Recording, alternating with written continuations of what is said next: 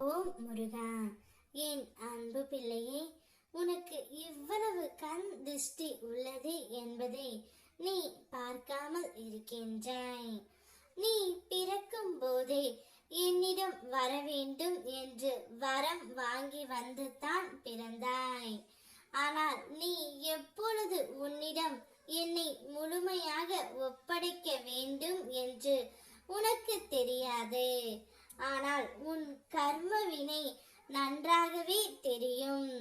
ஆகையால் தான் எனது பெயரையும் நாமத்தையும் கூற கூற என்னை வழிபட முடியாத அளவுக்கு உனக்கு துன்பங்களையும் துயரங்களையும் அள்ளி போட்டு கொண்டிருக்கும் உனது கர்மவினை.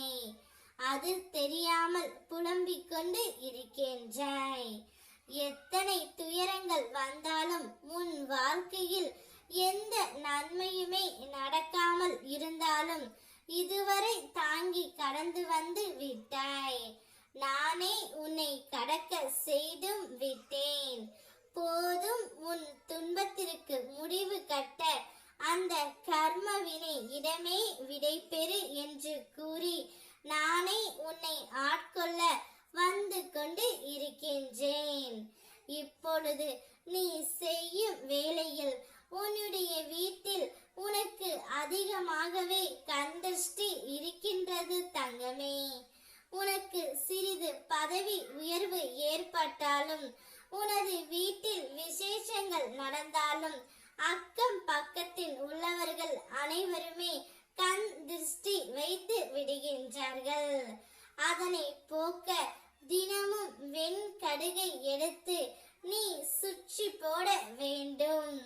உன்னுடைய தலை மாட்டின் அருகே என்னுடைய முகம் தெரியுமாறு போட்டோ இருக்க வேண்டும். என் நாமத்தை எப்போதும் உச்சரித்து கொண்டே இருந்தால் நிச்சயம் கண் திருஷ்டி உன்னை விட்டு விலகிவிடும். பிரம்மன் எழுதிய தலையெழுத்தை மாற்றி அமைக்கும் வல்லமை கந்த பெருமானுக்கு உண்டு. கிரகங்களினால் தோன்றும் தீமைகளை விலக்கி நன்மைகளை செய்யும் கிரக ஞானம் முருகனுக்கே உண்டு. கந்தனை நம்பினோர் வாழ்க்கையில் என்றென்றும் கைவிட பாட்டார். நான் உன்னை பார்த்து கொண்டு தான் இருக்கின்றேன். பயப்படாதே. என்னை மீறி உன்னை எந்த தீங்கும் நெருங்காது. என்ன துன்பம் வந்தாலும் என்னை மனதில் நினைத்து கொண்டே இரு. உன் வாழ்க்கையில் நல்ல மாற்றத்தை கொண்டு வருகின்றேன். எதையும் மாற்றும் சக்தி உடையவர் நான். உன் தலைவிதியை நான் நல்ல முறையில் மாற்றுகின்றேன். இனி 16 செல்வங்களும் பெற்று பெரும் வாழ்வு வாழப் போகின்றாய். என் வார்த்தையில் நம்பிக்கை வை. ஓம் முருகா.